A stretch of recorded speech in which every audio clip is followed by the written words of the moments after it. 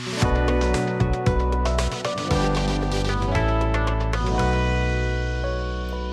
you guys, I've got my new Dutch oven here, and today I'm going to make a chuck roast.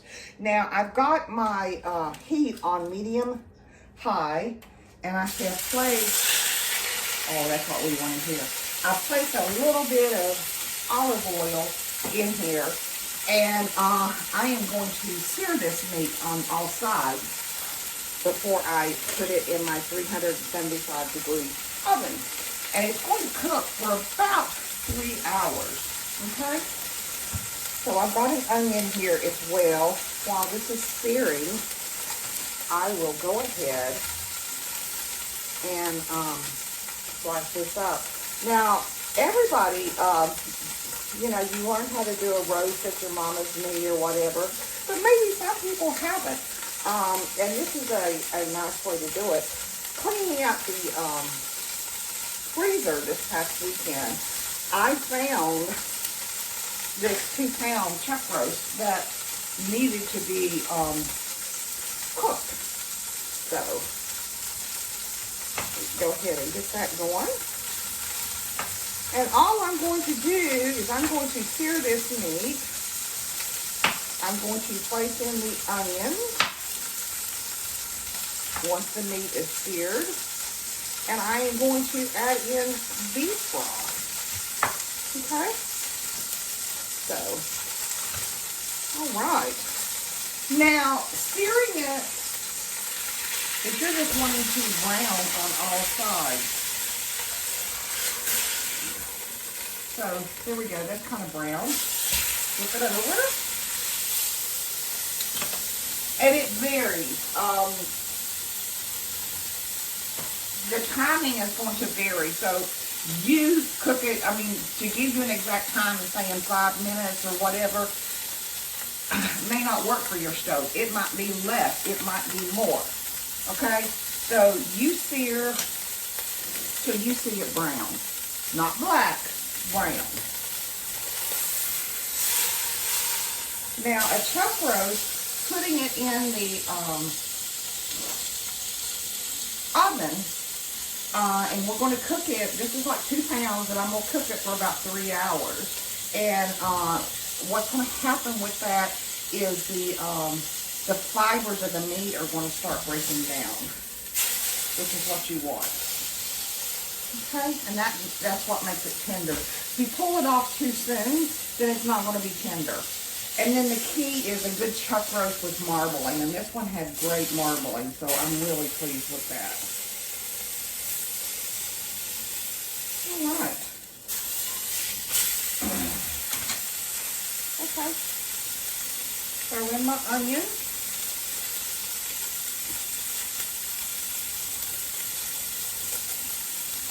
And this is only about half of a red onion. If you don't have a red onion, that's fine. Use a yellow or white onion. Use what you have. That's what I've always told you to do, and that's what I would like for you to do. So, yeah. And again, we're just going to kind of get these started. Now, with this pot, it's got the ceramic coating, non-stick ceramic coating inside. So I want to be sure and use something that's nothing metal that's going to scrape it and ruin my pot. Okay? And this is one of those, Sean took me to Charleston yesterday and surprised me with a trip to the outlet store for this brand. And let's see if I can say it. Let's see. La Creuset. All right? That's the French way. I think I did that right. All right, so let's get these onions going here. Get them started underneath a little bit. Onions add such a nice flavor to things. Okay, and so the next thing we're going to do is I have got some beef broth. And I just want to add this.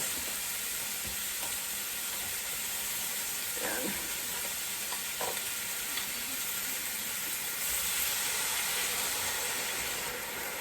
Now with this, you want the beef broth. This is like 32 ounces or 4 cups, which is going to, I want it to come up about halfway of the roast. And then I'm going to cover it and stick it in the oven.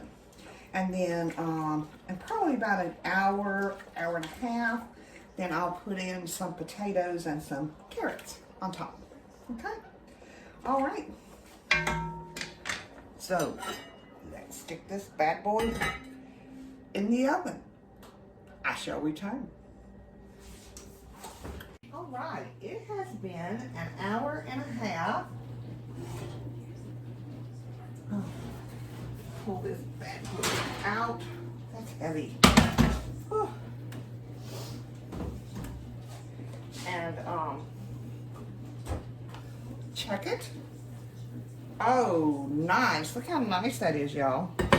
See if I can hold that up for you.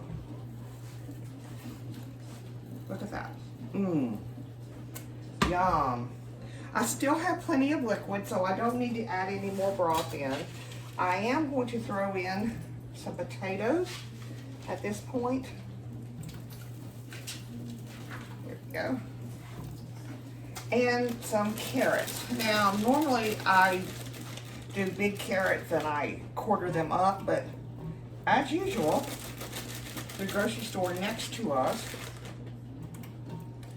they've really upset some people at home office, I think, because we like a lot of carrots. They never have stuff that you need. It's insane.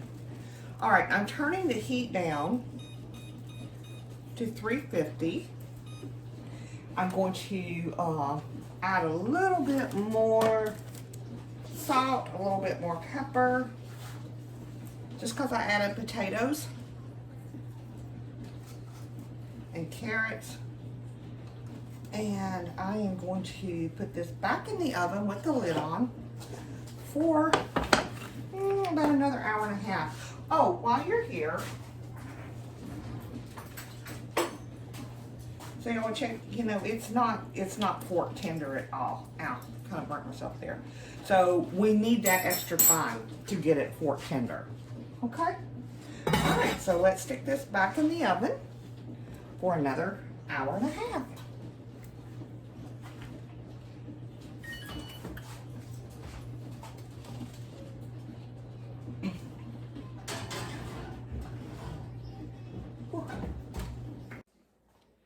It's been another hour and a half, so it's now time to take the roast out. Woo. Woo, woo.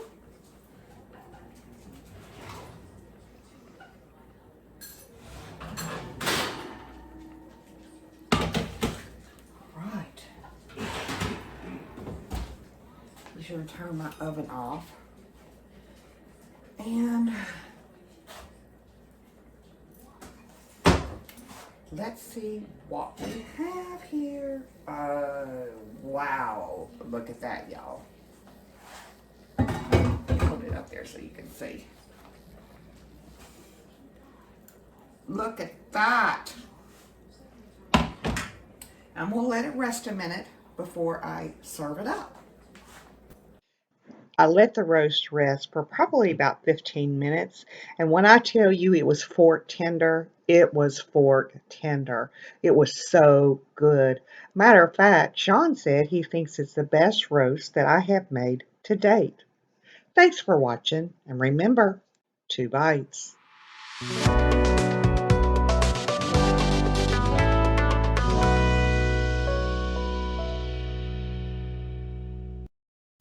If you haven't done so already, hit that subscribe button. Come on in. The more the merrier.